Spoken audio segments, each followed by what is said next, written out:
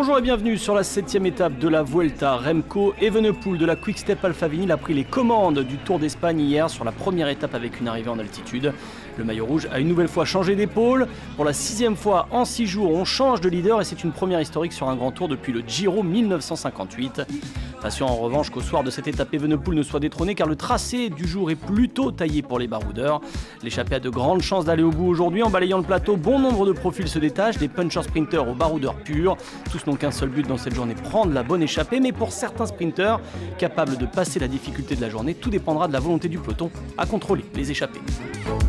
Obviously, I want to get in the breakaway, but it's easier said than done to get in the breakaway. You know, it's going to be a fight for the break, I'm sure. Again, a bit like the other day, but oh no, I'm really up for it, and yeah, I'm looking forward to the stage. It's going to be a good one. It's a big mountain, but it comes at a good time that I should be able to get over it if I'm in the break.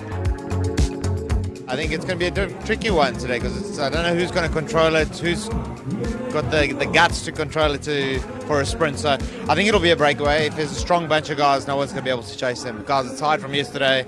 I'm also tired. But yeah, I think it's getting that breakaway today. I think we've got to mark out guys like Trek, Alpecin, Bike Exchange, because those are the teams that are going to be interested in the stage today. We're aiming to finally have that stage victory. Today is not a breakaway day. And it's also not a bunch sprint, but we are still aiming for a win. The green jersey is still a goal. We are still on the same points as 3 days ago, so nothing changed there. Beaucoup de prétendants aujourd'hui donc, alors que la Vuelta prend la direction de la province de León, 190 km au départ de Camargo vers Sirstiena. Une seule difficulté sur le parcours, mais quelle difficulté! Une longue ascension du Puerto San Glorio, 22 km, mais avec une pente légère, moins de 6%. Cette ascension pourrait faire le tri dans l'échappée qui aura auparavant été validée par les coéquipiers de Remco Evenepoel, le leader de cette Vuelta. Après quelques kilomètres, 6 hommes se sont détachés aujourd'hui sur cette 7ème étape. On retrouve Samuele Battistella de l'équipe Astana Kazakhstan, Fred Wright de la Bahrain Victorious, Jesus Serrada de la Cofidis, Omer Goldstein d'Israël Premier Tech, Harry Sweeney, l'Australien de la Lotto Soudal et un Alpecin de Koenig, Jimmy Janssens. De néophytes sur la Vuelta, Sweeney et Janssens, un ancien vainqueur d'étape sur la Vuelta en 2019, Jesus Serrada l'Espagnol, le champion du monde des espoirs en 2019, Samuele Battistella et Fred Wright, 3e à Bilbao il y a 2 jours, 7e du Tour des Flandres cette saison. Voilà pour les faits d'armes des hommes de tête qui possèdent un peu plus de 3 minutes alors que la course est entrée dans l'ascension du Puerto Glorio. Les coureurs ont parcouru plus de 80 km sur les 2 premières heures de course, le rythme n'est pas très soutenu. Dans le peloton, Trek Segafredo imprime le tempo devant l'équipe du maillot rouge et contrôle l'échappée. Leur but, reprendre les fuyards pour en finir par un sprint massif à Sirstiena, avec Mats Pedersen en favori si Sam Bennett, le maillot vert, est lâché dans l'ascension, mais l'Irlandais s'accroche. Le coureur de la Boransgrohe est encore dans le peloton après 10 km dans le Puerto Glorio. À 8 km du sommet, première défaillance dans l'échappée, c'est Omer Goldstein qui est distancé. Les autres s'accrochent pour tenter de garder un écart intéressant au sommet car la dernière heure de course ne sera pas propice à un retour rapide du peloton. On risque de friser les 50 km/h de moyenne avec un profil très roulant. À 2 km du sommet du Puerto San Glorio, Sam Bennett craque mais devrait avoir le temps de revenir par la suite sur le peloton. L'Irlandais garde des forces pour le final. Au sommet, Jesus Serrada passe seul en tête devant le reste de l'échappée, l'écart avoisine toujours les 2 minutes. Mais la bagarre pour reprendre l'échappée prend une tournure étrange à moins de 40 km de l'arrivée. Trek Segafredo abandonne provisoirement la poursuite. L'écart remonte à plus de 2 minutes 30. Mais rapidement, d'autres équipes comme Arkea Samsic, Euskaltel et Bike Exchange reprennent la tête du peloton.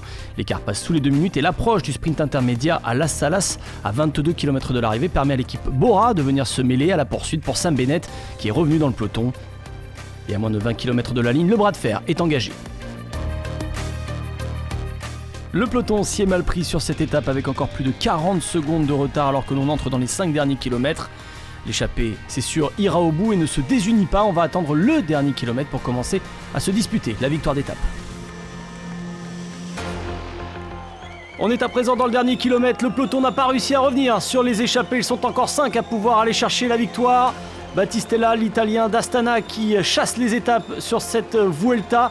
Vinokourov a demandé 3 victoires à l'équipe kazakh. Le plus fort, c'est a priori Fred Wright de la Bahrain Victorious. On en sait un petit peu moins sur la pointe de vitesse du Belge Janssens.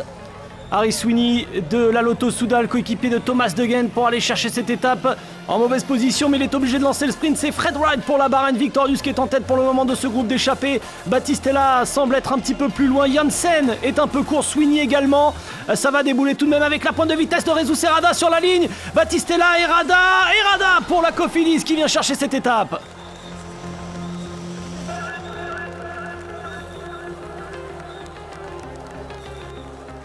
On est à présent avec le peloton, ça fait 15 secondes environ que les échappés sont passés. On a roulé sur la fin de l'étape du côté de la Bora pour emmener Sam Bennett. On va voir également si Mats Pedersen qui a fait rouler son équipe Trek Segafredo dans cette étape est capable d'aller chercher quelque chose. Mais c'est bien le maillot vert qui semble le plus fort pour aller chercher la 6e place de l'étape et les 15 points attribués. Mats Pedersen est un peu plus loin et va reculer au classement du maillot vert.